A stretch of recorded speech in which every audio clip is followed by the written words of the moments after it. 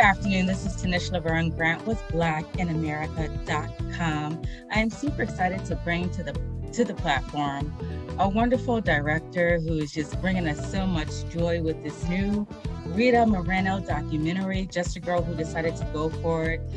Miriam Perez, how do you say your last name? I know there's another. Oh my God, I can't hear you. Riera. Can you hear me?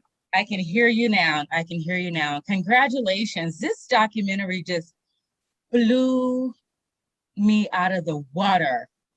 It's like I fell in love with Rita all over again.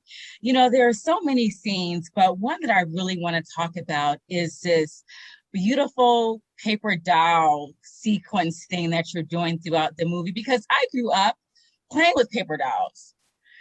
So let's talk about that and whose idea with that, and why you wanted to incorporate that in the documentary. So I used to play with paper dolls myself also, and Rita did too. And that was part of my pitch actually when I pitched the idea to be chosen as the director. That was my main structure of the documentary, was the stop motion of the paper dolls. I wanted to show that little girl that's fragile, that is someone who pretends to be whatever she's wearing, someone who is neutral in her face, but when she dresses in those different dresses that they put her, she becomes who everyone else wants her to become, but not herself.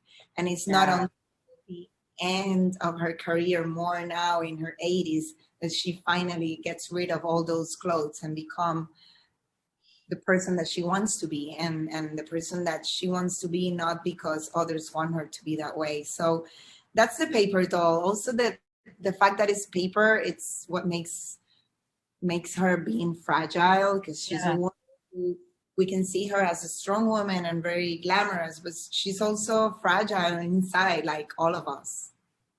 Very, very well done. I mean, the paper doll component shows just how delicate we all are as human beings.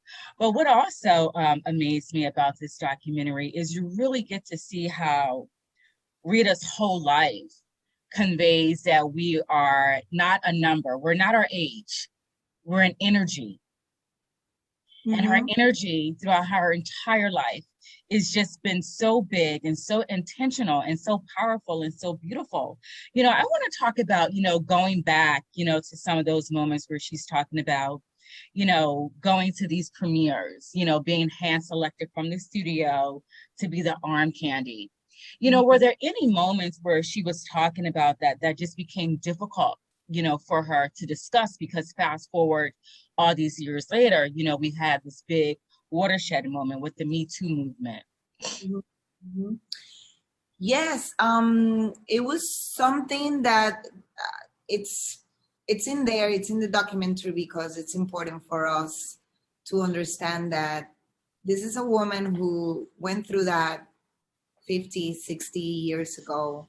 We still go through that, and it's for us to question, oh my God, we still go through that? When are we gonna end up with this and move on? I mean, as women, right? And that's why I wanted to show that, because also imagine how hard it would have been for her at that moment, when that was seen as normal, when that was seen as something that men would do, and you just have to shut up and do nothing about it. And being a Latina woman in a time where she was the only one also made it so hard for her. So yes, it was hard for her to talk about that, but I think also she's been talking about it for a long time. Yeah. She wasn't heard before, because as a Latina woman, nobody cared.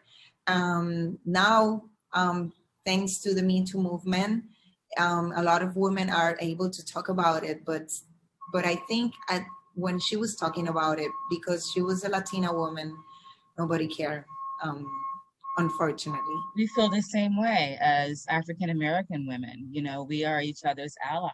And Rita being the first Latina to win an Academy Award is just so remarkable, especially during those times. We're talking, the 50s, the 60s, the 70s, that's like quite a benchmark to make, on top of her being an EGOT, which I really loved, the part where Whoopi Goldberg, Mhm. is in the doc. You guys, you have got to see this documentary. It's so good. It's going to bless you in so many ways, especially as a woman, because you get to see, how our trailblazers have really blown the path out for us to be able to exist in these spaces now and to be actors, writers, directors, and producers.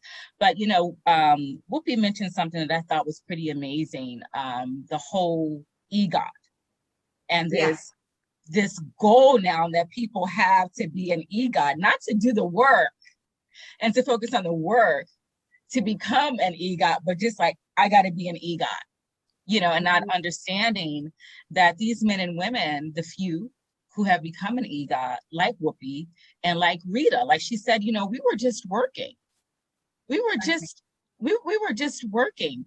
Did Rita ever mention, because I can't recall right now, but did she ever mention what being an EGOT like meant to her or means to her? Yeah, and I put Whoopi to answer that instead of Rita's answer because it's the Okay. same. Oh, That okay, gotcha.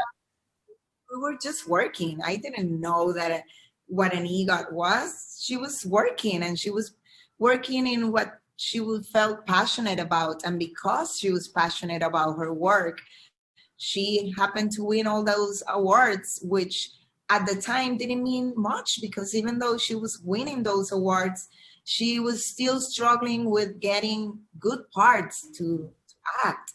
She was getting the stereotypical roles, and she was still getting roles that she didn't want to get. She wanted to be able to get the roles that other white women were getting, which were roles that she didn't have to have an accent. All her roles have an Mm. accent, and she doesn't have an accent. Yeah, I thought that was pretty interesting. I was also watching how they were trying to make her darker, which I was just like, wow, this is so crazy, because I know they were doing the same thing with Dorothy Dandridge, and so many other, actresses of color. It's just amazing, because I'm like, were they doing that to the men too? Yeah. It seemed like they were primarily doing this with women. Miriam, this is such an amazing wall-told documentary. What does it mean for you to have been able to execute this? What does it mean for your body of work? Oh, it means a lot. To me, it's before Rita and after Rita Moreno. This documentary, me as a woman, as a Puerto Rican woman, is a gift to be able Mm. to myself that tells the story. I also think that it's thanks to that I'm a woman and a Puerto Rican woman that I was able to have the opportunity to pitch an idea to make this documentary. But I hope also that doors open for me and for any other Puerto Rican or women in general, not because the theme is that one, Gotcha. right? Because I've been in the business for a long time. And if it wasn't because someone wanted to do a documentary on Rita Moreno, and I fit the part of being a woman and being Latina, I wasn't going to be able to even have the opportunity to pitch my idea. And I am very grateful, but I hope this opens doors, not just only to work in those type of roles, but in any other project that doesn't have to be Latina or a woman project. Well said, Miriam. Thank you so much for joining us today on Black in America. Again, you guys have to see this documentary. I mean, it's absolutely amazing. Where can we find this doc, Miriam? So it's going to be released in theaters on June 18th, June over 18th. 200 theaters around the United States. And then it's going to PBS American Masters on TV on September. And after that, it's going on Netflix. So you can I see it. love it. I love it. You have time to see it either in theaters or somewhere else. But I hope you go to the theaters. Yeah, we want to go back to the theater. We want to go back to the theater. We all want to go back to the theater. This is great. This was great. Thank you so much, Miriam. Again, you guys tune in. Thank you so much for watching. Tanisha Laverne Graham, blackinamerica.com. Thank Thank you you. so much. That was amazing. Thank you.